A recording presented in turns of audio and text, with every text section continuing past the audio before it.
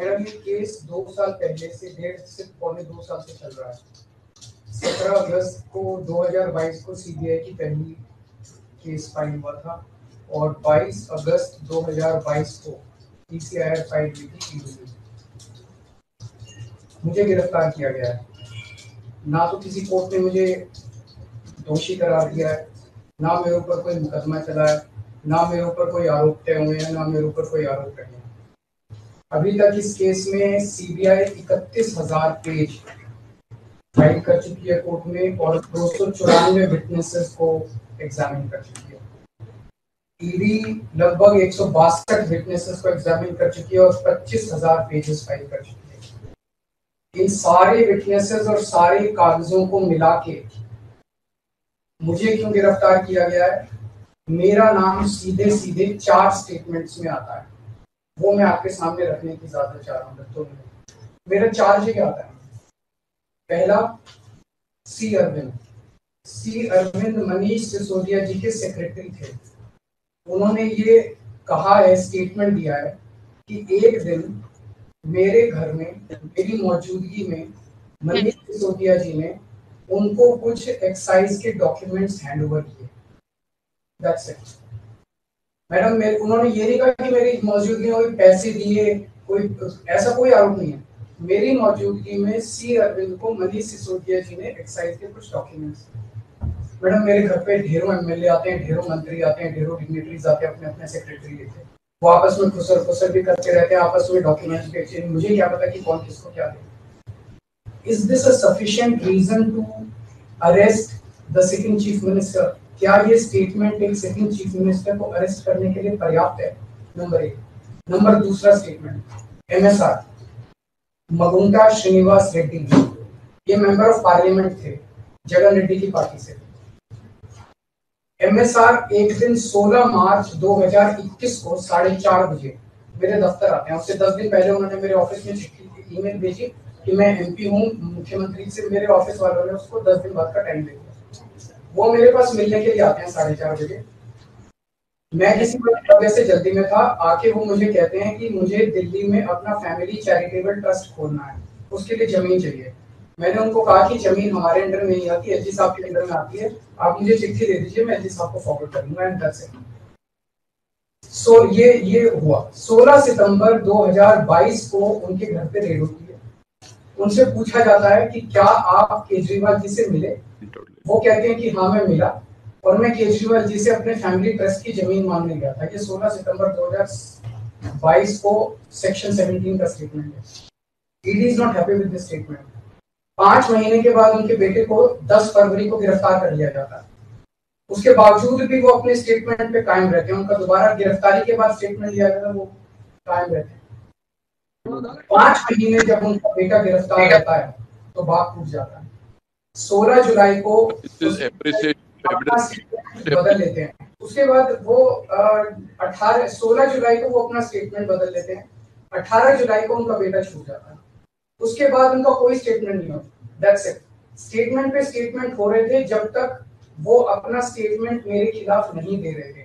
जैसे उन्होंने मेरे खिलाफ स्टेटमेंट दिया, बेटा भी छूट गया, स्टेटमेंट होने भी बंद हो गए और 3 अक्टूबर को उनका माफीनामा भी हो गया। Mission accomplished. इसका मतलब ईडी का मिशन केवल और केवल मुझे फंसाना था। 3 सेक्शन 50 के स्टेटमेंट है। तीनों से सेक्शन 50 के स्टेटमेंट है, they are equal in the eyes of the law. तीनों बराबर है, तीनों की ग्रेविटी सेम है। तो उसमें से एक स्टेटमेंट के तवज्जो क्यों दी गई? क्या जांच की गई है जानने के लिए उसमें से एक ठीक है और बाकी 2 गलत है।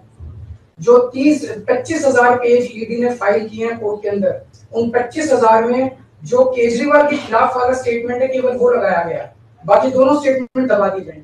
क्यों मैम? कोर्ट के सामने तीनों स्टेटमेंट लाए जाने चाहिए थे ताकि कोर्ट डिसाइड कर पाए सच्चाई क्या है। चलिए ठीक है। एक मिनट मैम, तीसरा स्टेटमेंट है उनके बेटे का, राघव मगुंटा से 16 सितंबर को उसके घर पे जब रेड होती है उनसे स्टेटमेंट लेते हैं। He says whatever his father had said. उसके बाद 10 फरवरी को उनको अरेस्ट किया जाता है। उसके बाद उनके 5 स्टेटमेंट्स होते हैं। पांचों स्टेटमेंट्स में वो वही बोलते हैं जो पहले बोला। फिर 5 महीने तक वो जेल में रहते हैं।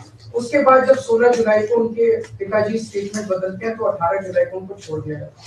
तो 7 स्टेटमेंट्स उनके हुए, 6 में वो मेरे खिलाफ नहीं बोलते, 7वें में जैसे ही मेरे खिलाफ स्टेटमेंट देते हैं उनका उसके बाद कोई स्टेटमेंट नहीं होता, उनको जेल कर दिया जाता है, उन्हें माफीनामा दे दिया जाता है।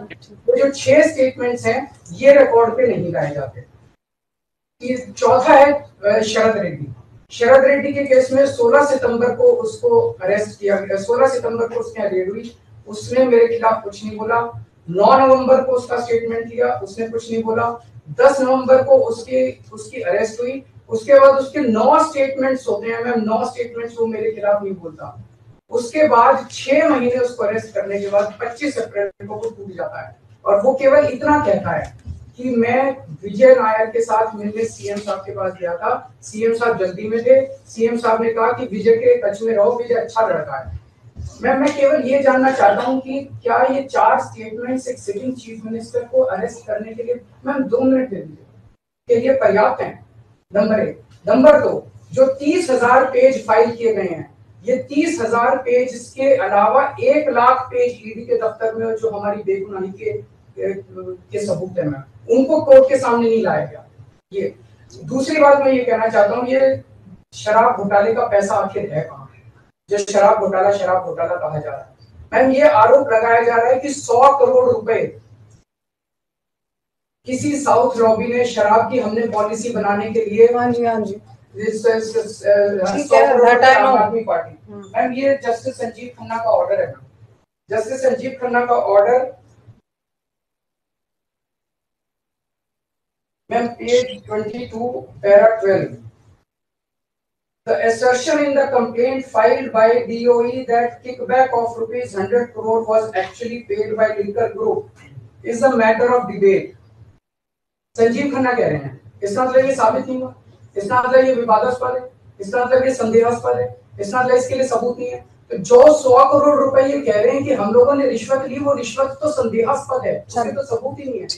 लेकिन असली शराब घोटाला क्या है? असली शराब घोटाला शुरू होता है ईडी की जांच के बाद। जब ईडी की जांच शुरू हो जाती है, ईडी की जांच के 2 मकसद हैं। एक स्मोक स्क्रीन क्रिएट करना पूरे देश के सामने, आम आदमी पार्टी ने चोरी की है, आम आदमी पार्टी भ्रष्टाचारी है, आम आदमी पार्टी ने शराब घोटाला किया, और उसके पीछे एक्सटॉर्शन रैकेट करना जिसके जरिए वो एक्सटॉर्शन रैकेट करना जिसके जरिए वो पैसे इकट्ठे कर रही है। मैं आपको सबूत दे रहा हूँ। शरद रेड्डी के केस में शरद रेड्डी को बेल 2 वजह से मिली। एक, शरद रेड्डी ने मेरे खिलाफ स्टेटमेंट दिया और शरद रेड्डी ने अरेस्ट होने के बाद 55 करोड़ रुपए का चंदा बीजेपी को दिया। 55 करोड़ रुपए के bonds arrest, so he bought his bail ma'am, he bought his bail. Then now the money trail is clearly established. Money trail is clearly established. Ma'am, just last 1 minute. Last 1 minute. The money trail is established, ma'am. उसने अपनी bell arrest होने के बाद 55 करोड़ रुपए का चंदा BJP को दिया, बीजेपी के अकाउंट में सीधा गया। मनी ट्रेल इज एस्टैब्लिश्ड और यही पूरी जांच का मकसद था। एक तरफ आम आदमी पार्टी को क्रश करना, एक स्मोक स्क्रीन क्रिएट करना, भ्रम का पर्दा और पीछे से एक्सटॉर्शन करना।